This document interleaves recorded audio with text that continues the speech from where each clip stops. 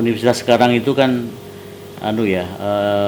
di tengah-tengah perkembangan dunia yang luar biasa, terutama adalah era digitalisasi. Betul. Kita tahu bahwa sekarang itu kan dikenal era disrupsi, dikenal revolusi industri 4. Nah ini jadi universitas sekarang itu benar-benar harus menyiapkan ke depan, gitu. Hingga visi saya di universitas ini adalah bagaimana membuat UNY itu unggul. Ya, jadi kita kata kuncinya adalah keunggulan. Sebab supaya kita bisa bersaing dengan perguruan tinggi lain baik nasional maupun internasional, persaingan itu harus dimenangkan dengan keunggulan. Jadi kalau kita tidak punya keunggulan, ya kita otomatis akan tersisih gitu loh. Sehingga saya memutuskan pada saat akan memimpin UNY ini, kita harus punya target-target yang jelas tentang keunggulan itu. Pertama, saya menargetkan kita harus unggul di Asia Tenggara. Ya, harus kita capai tahun 2019. Kemudian unggul di tingkat Asia, kita capai pada tahun 2021. Nah, saya nanti kan akan berakhir 2021. Nah, target saya adalah unggul di Asia. Nah, nanti yang melanjutkan saya, kita targetkan tahun 2025 menjadi universitas yang internasional. Ya, nah ini kan harus dicapai dalam waktu mulai 17 ya kira-kira 8 tahun gitu loh. Saya belajar dari universitas besar ya seperti UGM itu perlu waktu yang panjang, tidak membalikkan tangan gitu loh. Iya, sehingga kita harus punya konsep yang jelas ke depan seperti apa gitu loh, Pak ya.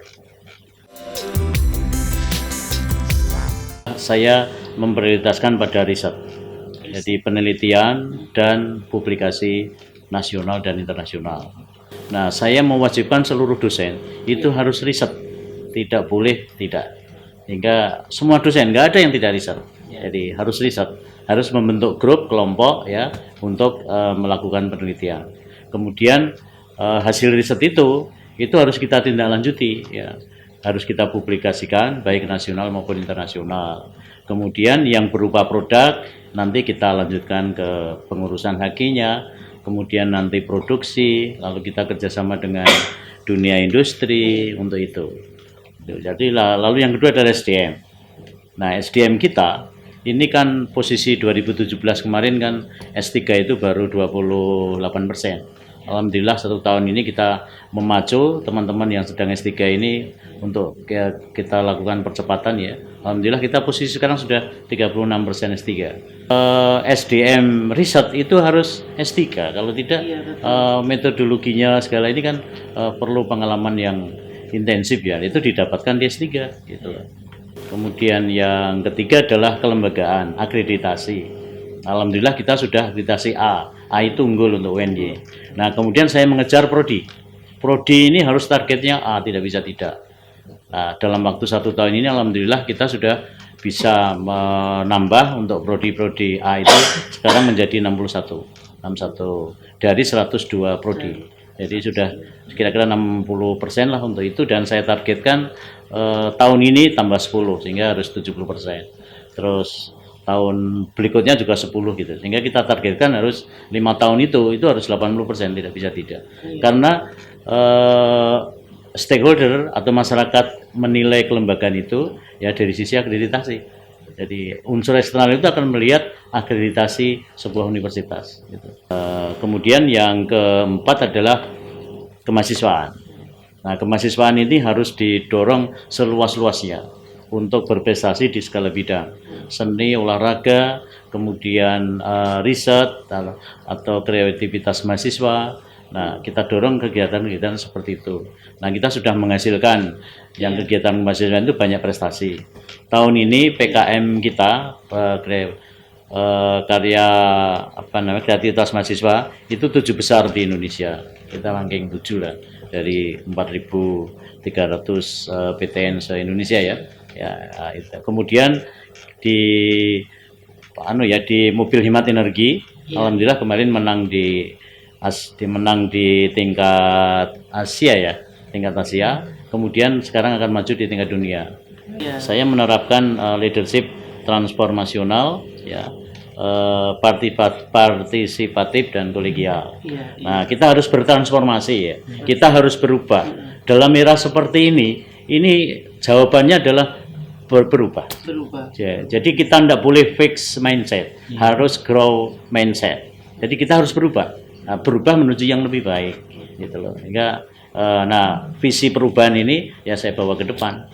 Kemudian bagaimanapun kan UNY itu kan ada unsur dosen, ada unsur tenaga pendidikan, karyawan ya, ada unsur mahasiswa.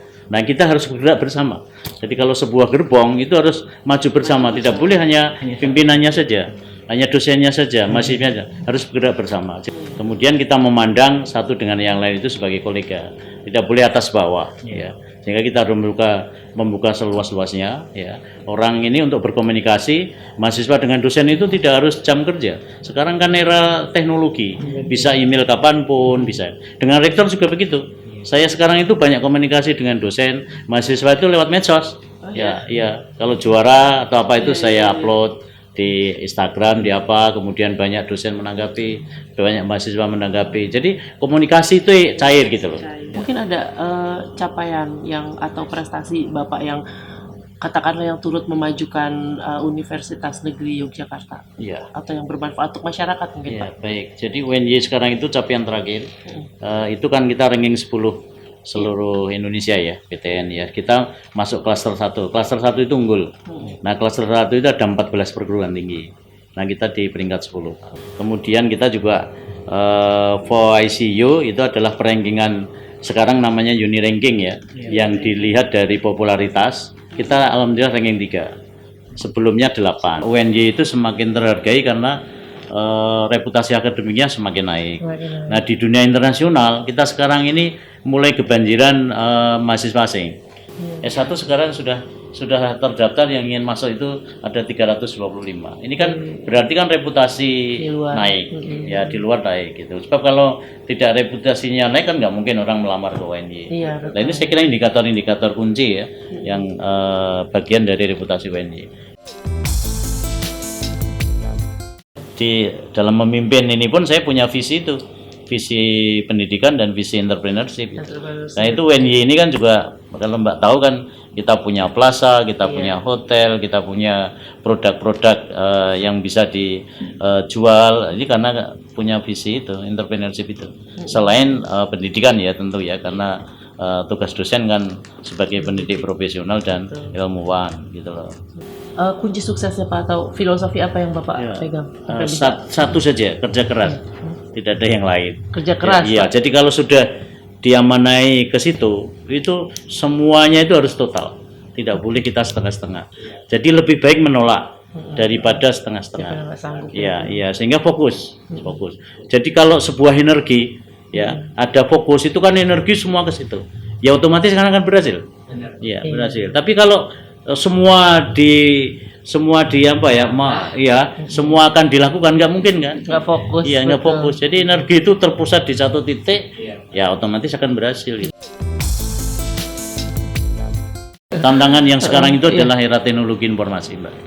Ini kan luar biasa, menggembur kita era teknologi ini ya, medsos, kemudian teknologi ke depan. Karena itu UNY itu kita menyiapkan ya. Jadi dari segi sarana prasarana, fasilitasi itu kita siapkan. Kita punya, baru saja kita mendirikan namanya Digital Library misalnya. Ini kan untuk internasional. Jadi kita itu dengan internet itu kan bisa apa saja, tahu apa saja. Nah, karena itu harus kita fasilitasi seperti itu.